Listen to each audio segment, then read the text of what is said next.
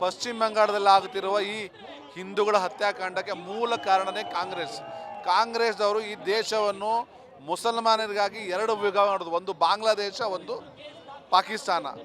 ಈ ಬಾಂಗ್ಲಾದೇಶ ಯಾವಾಗ ನಾವು ವಿಭಜನೆ ಮಾಡಿದೆವು ಅಥವಾ ಒಂದು ಪಶ್ಚಿಮ ಪಾಕಿಸ್ತಾನ ವಿಭಜನೆ ಮಾಡೋದು, ಅವಾಗೇ ಇವರು ಸರಿಯಾದ ಕ್ರಮ ತಗೊಳ್ಳಿಲ್ಲ. ಸುಮಾರು ಆವಾಗ 2 ಕೋಟಿ ಜನ ಭಾರತ ದೇಶಕ್ಕೆ ಬಂದಿದ್ದರು, ಅವರಿಗೆ ಆಲ್ರೆಡಿ ಪೌರತ್ವ ಕೊಟ್ಟಿದ್ದಾರೆ. ಇದೇ ಕರ್ನಾಟಕ ದೇಶದ ಸಿನ್ನೂರು, ರಾಯಚೂರಲ್ಲಿ ಸಿನ್ನೂರು ಅಂತ ಒಂದು ತಾಲೂಕದಲ್ಲಿ ಸಿನ್ನೂರು ತಾಲೂಕದಲ್ಲಿ ಒಂದು ಊರಿದೆ, ಪೂರ್ವ ಬಂಗಾಳದವರಿದ್ದಾರೆ. ಇಲ್ಲೇ ಬೆಂಗಳೂರಲ್ಲಿ ಆನೇಕಲ್ನಲ್ಲಿ ಒಂದು ಕನಿಷ್ಠ 40,000 ಜನ ಇದ್ದಾರೆ. ಅವರಿಗೆ ಕೇಂದ್ರ ಸರ್ಕಾರದ ಮೂರ್ಖ ನರೇಂದ್ರ ಮೋದಿ ಅವರ ಆರೋಗ್ಯ ವಿಮೆ ಕೊಟ್ಟು ಅವರಿಗೆ ವೀಸಾ ಕೊಟ್ಟಿದ್ದಾರೆ.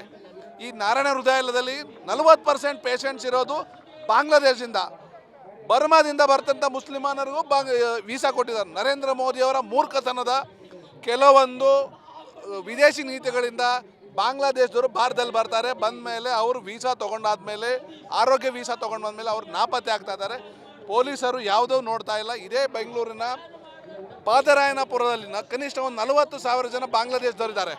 ಇದನ್ನು ನೋಡ್ತಾ ಇಲ್ಲ. ಇದೇ ಬೆಂಗಳೂರಲ್ಲೂ ಕೂಡ ಇದೇ ಹತ್ಯಾಕಾಂಡ ಆಗುವಂಥ ಎಲ್ಲ ಸಂಭವಗಳಿದೆ. ಅದಕ್ಕೆ ದಯವಿಟ್ಟು ಹೇಳ್ತೀನಿ, ಪಶ್ಚಿಮ ಬಂಗಾಳದಲ್ಲಿ ಆಗಿದ್ದು ಏನೂ ಅಲ್ಲ, ಅದು ಜಸ್ಟ್ ಸ್ಯಾಂಪಲ್. ಮಮತಾ ಬ್ಯಾನರ್ಜಿ ಅವರು ಮತಾಂತರ ಆಗಿದ್ದಾರೆ, ಅವರು ಮಮತಾ ಬೇಗಂ ಆಗಿದ್ದಾರೆ. ನನ್ನ ಆಗ್ರಹ, ಕೇಂದ್ರ ಸರ್ಕಾರ ಅವರು ಇಮಿಡಿಯೇಟ್ ಆಗಿ ರಾಷ್ಟ್ರಪತಿ ಆಡಳಿತ ತರಬೇಕು ಮತ್ತು ಶಸ್ತ್ರಾಸ್ತ್ರ ಕಾಯ್ದೆ ಅಡಿಯಲ್ಲಿ ಕೆಲವೊಂದು ಡಿಸ್ಟ್ರಿಕ್ಟ್ ಅಂದರೆ ಮಾಲ್ಡಾ, ಮುಷಿರಾಬಾದ್, ಒಂದು 6 ಡಿಸ್ಟ್ರಿಕ್ಟ್ ಇದೆ, 24 ಪರಗಣ ಡಿಸ್ಟ್ರಿಕ್ಟ್, ಇವೆಲ್ಲನೂ ಕೇಂದ್ರ ಸರ್ಕಾರ ತನ್ನ ಅಧೀನದಲ್ಲಿ ತಗೊಂಡು ಅಲ್ಲಿ ಕೇಂದ್ರಾಡಳಿತ ಸ್ಥಾಪನೆ ಮಾಡಿದ್ರೆ ಈ ಹತ್ಯಾಕಾಂಡ ನಿಲ್ಲುತ್ತೆ ಅಂತ ನನ್ನ ಆಗಿದೆ. ಓಕೆ ಸರ್, ಇದು ಪಶ್ಚಿಮ ಬಂಗಾಳದ ಮುಖ್ಯಮಂತ್ರಿಗಳಾದ ಮಮತಾ ಬ್ಯಾನರ್ಜಿ ಅವರಿಗೆ ಒಂದು ಎಚ್ಚರಿಕೆಯ ಗಂಟೆ. ಇದು ಮೊನ್ನೆ ನಡೆದಂಥ ಪ್ರಯಾಗ್ರಾಜ್ನಲ್ಲಿ ಹಿಂದೂಗಳ ಒಗ್ಗಟ್ಟು ಏನಂತ ತೋರಿಸ್ಕೊಟ್ಟಿದ್ದೇವೆ.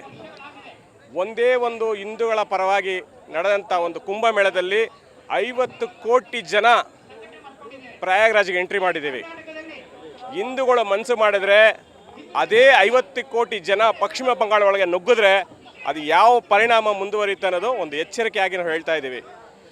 ನಮ್ಮ ಹಿಂದೂಗಳು, ನಮ್ಮ ರಕ್ತ ಕುದೀತಾ ಇದೆ, ಅವರ ಪ್ರಾಣಗಳನ್ನು ಒಂದು ಬೆಲೆ ಇಲ್ಲದ ಹಾಗೆ ಬೀದಿ ನಾಯಿಗಳ ರೀತಿ ನಡ್ಕೊಳ್ತಾ ಇದೆ ಆ ಸರ್ಕಾರ. ಇದು ಅವರಿಗೆ ಎಚ್ಚರಿಕೆಯ ಗಂಟೆ ಆಗಿರಲಿ ಅಂತ ತಿಳಿಸ್ತಾ ಇದ್ದೀನಿ. ಮುಂದಿನ ದಿನಗಳಲ್ಲಿ ಇದೇ ಪರಿಣಾಮ ಮುಂದುವರೆದ್ರೆ ಪಶ್ಚಿಮ ಬಂಗಾಳದಲ್ಲ, ಇಡೀ ದೇಶದಾದ್ಯಂತ ನಮ್ಮ ಶಕ್ತಿ ಏನನ್ನೋದು ತೋರಿಸ್ಬೇಕಾಗತ್ತೆ.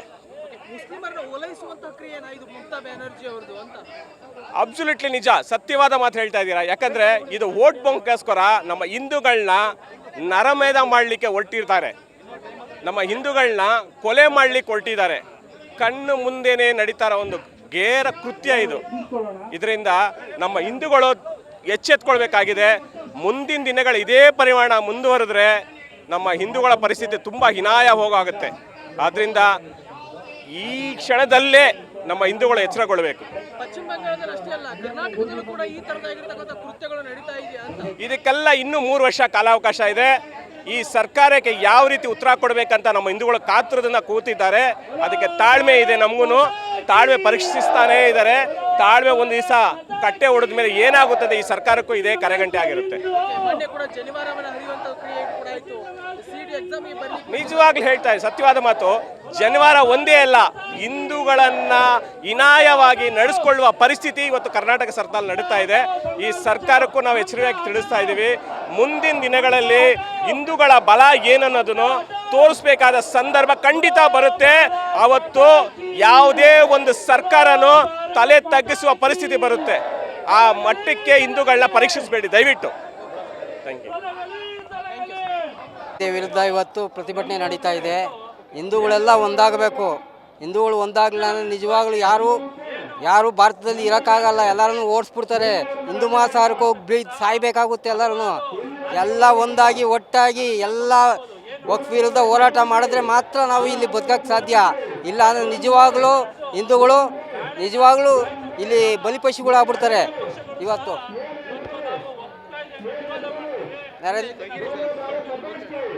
ನರೇಂದ್ರ ಮೋದಿ ಅವರು ಮಾಡಿರೋಂಥ ಕಾಯ್ದೆ ನಿಜವಾಗ್ಲೂ ಎಲ್ಲರೂ ಮೆಚ್ಚುವಂಥದ್ದು.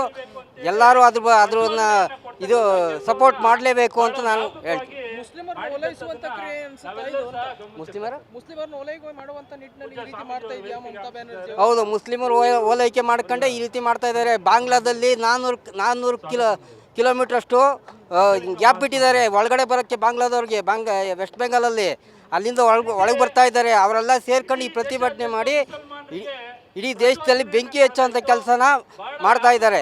ಬಾಂಗ್ಲಾದವ್ರನ್ನ ಫಸ್ಟ್ ಇಲ್ಲಿಂದ ಓಡಿಸಿದ್ರೆ ಸರಿ ಹೋಗುತ್ತೆ, ಇಲ್ಲ ಅಂದರೆ ಇದೇ ಮಟ್ಟಕ್ಕೆ ಪ್ರಯತ್ನ ನಡೀತಾ ಇರುತ್ತೆ. ಇದೇ ಗಲಾಟೆ ಇಡೀ ಆಲ್ ಓವರ್ ಇಂಡಿಯಾ ನಡೆಯುತ್ತೆ. ಇನ್ನು ಮುಂದಕ್ಕೆ ಇದೇ ಥರ ಪ್ರತಿಭಟನೆ ಮಾಡಲೇಬೇಕಾಗುತ್ತೆ. ಅದಕ್ಕೆ ಮೊದಲೇ ಎಚ್ಚೆತ್ಕೊಳ್ಳಿ ಅಂತ ನಾವು ಈಗ ಹೇಳ್ತೀವಿ. ಈ ಪ್ರತಿಭಟನೆ ಮೂಲಕ ನಿಮ್ಮ ಆಗ್ರಹ ಏನಂತ ಹೇಳಿ? ಯಾವುದೇ ಕಾರಣಕ್ಕೂ ಒಪ್ಪಿಗೆ ಇದೆ. ಇವತ್ತು ಸುಪ್ರೀಂ ಕೋರ್ಟಲ್ಲಿ ಏನೋ ಕೇಸ್ ಹಾಕ್ಕೊಂಡಿದ್ದಾರೆ. ಅದು ನಿಜವಾಗ್ಲೂ ಅದು ಒಂದು ಸರಿ ಯೋಚನೆ ಮಾಡಬೇಕು. ಎಲ್ಲರೂ ಯೋಚನೆ ಮಾಡಿ ಆ ಪ್ರತಿಭಟನೆದು ಇದು ಒಪ್ಪಿಗೆ ಇದೆಯಲ್ಲ ಅದ್ರ ಬಗ್ಗೆ ಎಲ್ಲರೂ ಜನ ಜಾಗೃತಿ ಆಗಬೇಕು. ನಮ್ಮ ಪಶ್ಚಿಮ ಬಂಗಾಳ ಭಾರತಕ್ಕೆ ಸೇರಿರೋದು ಒಂದು ಖಂಡನೆ ಮಾಡ್ತೀನಿ. ನಮ್ಮ ಹಿಂದೂ ಜನಗಳ ಮೇಲೆ ದೌರ್ಜನ್ಯ ಆಗ್ತಾ ಇರೋದು, ಸಾಯಿಸಿರೋದು, ಅತ್ಯಾಚಾರ ಮಾಡ್ತಾ ಇರೋದು. ಮತ್ತು ನಮ್ಮ ಹಿಂದೂಗಳಿಗೆ ನಾನು ಒಂದು ಮಾತು ಹೇಳೋಕ್ಕೆ ಇಚ್ಛೆ ಪಡ್ತೀನಿ, ಎದ್ದೋಳಿ. ಇದು ರೈಟ್ ಟೈಮ್ ನಮಗೆ. ಈಗ ಎದ್ದೋಳಿನ ಅಂದರೆ ನಾವು ಯಾವಾಗಲೂ ಎದ್ದೊಳಕ್ಕಾಗಲ್ಲ. ನಿದ್ರೆ ಮಾಡ್ತಾನೆ ಇರೋದು, ಅವ್ರು ನುಗ್ತಾ ಇರ್ತಾರೆ, ನಾವು ಹೊಡಿತಾ ಇರ್ತಾರೆ ಅಷ್ಟೇ. ಈಗ ನೋಡಿ, ಈ ಮಾರಲ್ ಪೊಲೀಸಿಂಗು ಕರ್ನಾಟಕದಲ್ಲಿ ಆಗಿದೆ. ತುಂಬ ಕಡೆ ಹೊಡೆಯೋದೆಲ್ಲ ಮಾಡಿದೆ. ಅದೇ ಥರ ಶಿವಾಜಿನಗರಲ್ಲಿ ನಮ್ಮ ಇಬ್ರಾಹಿಂ ಸಾಹಿಬ್ ಸ್ಟ್ರೀಟಲ್ಲಿ ಮಾರಲ್ ಪೊಲೀಸಿಂಗ್ ಆಗಿದೆ. ಒಬ್ಬ ಹಿಂದೂ ಹುಡುಗ ಮುಸ್ಲಿಂ ಹುಡುಗಿ ಜೊತೆಗೆ ಬರ್ತಾ ಇದ್ದಾರೆ, ಅವರು ಜೊತೆಗೆ ಕೆಲಸ ಮಾಡೋರು. ಅವ್ರಿಗೆ ಹೋಗಿ ತಡೆದುಬಿಟ್ಟು ಆ ಹುಡುಗಿಗೆ ಹೊಡೆದುಬಿಟ್ಟು, ಆಮೇಲೆ ಆ ಹುಡುಗನಿಗೆ ಹೊಡೆದುಬಿಟ್ಟು ಅವ್ರಿಗೆ ಈ ಥರ ಮಾರಲ್ ಪೊಲೀಸಿಂಗ್ ಮಾಡಿದ್ದಾರೆ. ಬಟ್ ಅಲ್ಲಿ ಇರೋರು ನಥಿಂಗ್, ಏನು ಮಾಡೋಕ್ಕಾಗಿಲ್ಲ. ಒಬ್ಬರು ಹಿಂದೂ ಹೋಗಿ ಅಲ್ಲಿ ಯಾಕೆ ಈ ಥರ ಮಾಡ್ತಾಯಿದ್ದಾರೆ, ಇಲ್ಲ ನಮ್ಮ ಮುಸ್ಲಿಂ ಹುಡುಗಿರ ಜೊತೆಗೆ ಹೋಗ್ತಾ ಇದ್ದಾನೆ ಅಂತ ಹೇಳ್ಬಿಟ್ಟು ಅವನು ಅವ್ರಿಗೆ ಹೊಡಿಕೆ ಹೋಗಿದ್ದಾರೆ. ಬಟ್ ಈ ಬೆಂಗಾಲಲ್ಲಿ ಆಗ್ತಾ ಇರೋದು, ಮತ್ತು ನಾಟ್ ಓನ್ಲಿ ಇನ್ ಬೆಂಗಾಲ್, ಹೇಳೋಕ್ಕಾಗಲ್ಲ, ಕರ್ನಾಟಕದಲ್ಲೂ ಆಗ್ಬೋದು, ಬೇರೆ ಎಲ್ಲ ಕಡೆ ಆಗ್ಬೋದು. ರಿಕ್ವೆಸ್ಟ್ ಎಲ್ಲ ಹಿಂದೂಗಳಿಗೆ, ಹುಷಾರಾಗಿರಿ. ನಾವು ಒಟ್ಟಿಗೆ ಇರೋಣ. ಒಟ್ಟಿಗೆ ಇದ್ದರೆ ಯಾರು ಏನು ಮಾಡೋಕ್ಕಾಗಲ್ಲ. ಧನ್ಯವಾದ.